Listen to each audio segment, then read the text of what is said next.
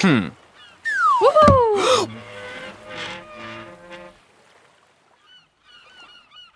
You brought up another possibility of where a conflict in this could exist. And it might be secondary, but I still think it's important to talk about. And you said that maybe conservatives and liberals value different lives more. Yes, I did say that. I do believe that specifically abortion is a regulation on women's bodies. What? It is? Well, historically, there has never been laws that have regulated women's bodies. Yeah, well, that's true. It doesn't seem like throughout history we've had very many of those. No. Right? No. So this does throw in, I think, another context. Yes. To the abortion debate. It does. And it's actually one that I would say is maybe a little less, it gets thrown out there a little bit, but it's definitely a little secondary, but still really important. It's very important. And that is that abortion only affects half of our population. Does the fact that abortion is really a regulation on women's bodies, and only women's bodies, affect the liberal position? Yes. Talk to me about how. I think that historically, women have actually not had as many rights as men have had. And that is a trend that is continuing even into today, both in law and politics, and just in society, how people perceive each other and how people perceive women specifically. Another huge argument that can be made for abortion, besides the issue of whether or not an unborn baby is an unborn baby, is whether or not you have the right to control other people's, and specifically women's bodies. But let's get into this a little bit. Okay. I don't think that it's a conservative position necessarily that men have the right to control women's bodies. But I don't think that you're going to see like very many, of course it's hard to say these days, but I don't think you're going to see very many mainstream politicians advocate the argument, well, women shouldn't have any say, like we should be able to control abortion on women's bodies anyway, because it's just women. Who cares? Yeah. You're not really going to... That's not a very electable position. No, you're not going to get much backing there. I think that in this case, well, conservatives definitely don't say they believe women's freedom is lesser, and many of them won't even really believe that that's what they're endorsing. Politics is very male-led, and particularly for conservatives, there's a lot of men up there and not many women. So I think that even when they don't believe that they're being sexist or that they're not considering this position in a way that they would consider it if men's bodies were being affected, I think that just from the pure ignorance of not knowing what pregnancy is like, what getting pregnant is like, what it's like to try to make a decision whether you can keep the baby, whether you have to abort this baby, whether you can put it up to adoption, whether you can afford to keep the baby, whether you can give a baby a good life. And in most cases, the societal view is that mothers should be the primary caretakers. So in that way, there's a lot of ignorance involved at what it actually means to give birth to a baby and to take care of a baby. And so just from not actually knowing anything about that, you can make decisions more easily and without considering as much. So I think you're getting at something here, and I think there's lots of layers to it. Let me step back onto the epistemological layer again, or where the beliefs for those two constituencies come from. We talked about conservatives' beliefs coming more from tradition. Yes. And particularly religious traditions. Yes. Whereas liberals' beliefs seem to be almost a little bit anti-tradition, right? They're more progressive. By the very word progressive means something that progresses, that moves on, that reconsiders. Yes. There's no question whatsoever that in almost every religious text, and certainly Judeo-Christian religious texts, women were not treated or valued the same as men. Yeah. Period. All throughout Christian history, women were not allowed to have positions of power. Yeah. Women were not allowed to make rules for humanity whatsoever. Yeah, I'm pretty sure it's even an argument that pregnancy and giving birth and the pain that involves was actually a punishment from God to Eve because she committed the sin. Right, that's actually explicitly stated as such. So, I think that on some level, we could talk about the epistemological differences again, right? Where the values come from.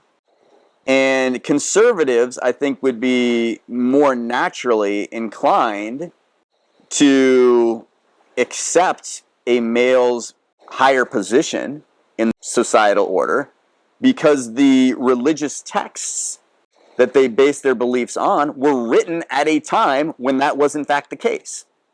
Yeah. Whereas a more progressive view or a more liberal view have certainly attenuated, at the very least, their beliefs in those texts to accommodate a more, once again, maybe even scientific view where men and women, although they're not the same, they at least are equally valuable as human beings and should have the same rights of self-determination. Yeah. There are definitely a lot of people that use religion as an excuse to hold their bigotry. But there are also a lot of people that are religious, but also acknowledge that their religious texts can be biased and flawed and also like value science alongside the religion. Right, exactly. And I think that, you would say that the former, that is those who hold those religious documents more literally, is a conservative view that is valuing the past and tradition more. And those, even religious people, who have begun to modify their opinions about those religious texts based on information that we've learned as human beings since those texts were written, as a more progressive view. Yeah. Let's step back into the question of men legislating women. Whether it's liberals or conservatives, most of the people making the laws are still men. Yeah. So by that definition, most of the people on the liberal side who are advocating a pro-choice position are men. Yeah. So it's not just the case that men are like, oh, who cares, it's women. There are some men who apparently are looking out to protect women's rights maybe a little more, or are more sensitive to that than other men. Yeah. So where does that come from? People care about other people, fundamentally. Like, they're not inherently selfish. So, if you're not raised in a way that prioritizes a group of people over another group of people, or if you choose to break free and you're able to, like, learn more about the world and change your beliefs, then I think that the default position would be to care about other people, and that means men and women, instead of just caring or prioritizing one over the other. I think you're right in saying that, and I think that, in general, conservatives and liberals would agree on that. Yes. The liberal position is created by stepping outside of who you were or who you were brought up to be and evaluating other positions and taking them in and kind of making them part of who you are. Whereas the conservative position is not stepping so far away from those traditions in which you were raised and maintaining those as part of who you are. It's been really interesting how this entire time we've been talking about how the fundamental problem with people and the world right now is that people do not agree and are not able to shift their beliefs and are not able to agree on one belief. And one of these political positions is all about challenging your beliefs and expanding your beliefs and growing your beliefs and seeing other beliefs. And another position is just about keeping your beliefs and not challenging them. You know, the value that I'm actually getting at is a value of empathy. Because even as a man, even though I'm not ever going to be pregnant, and I don't understand how that affects a woman's body and her life from an experiential standpoint, I can empathetically step outside of myself and say, like, if that were me, I would definitely want the right to choose. Yeah. Right? Like, Yeah. I don't really care. Like, babies and fetuses and unborn babies and whatever else, like, you know, I may have varying values on all those things and whether how much alive or how, but I don't, fundamentally, guess what? I don't really care. Like, if it's between me and that baby or unborn baby or whatever, it's going to be me. Yeah. Do you know what I mean? I think that if a lot of conservatives were put in the position of having to choose between their life and an unborn baby's life, they would choose their life. Well, and I think that's fundamentally it, right? We're all very selfish as human beings. So I think that one of the feminist arguments for a pro-choice position is that, listen, if pregnancy affected men and women equally, we wouldn't be having this conversation. Everyone would be pro-choice, or almost everyone would be pro-choice, because it would have to affect them. Yeah, honestly, I think that like maybe a few people would disagree based on religious beliefs and how high they hold them and how well they actually do value an unborn baby. But I think it's very easy to value an unborn baby when it's not your unborn baby, when the fetus isn't living and growing inside of you.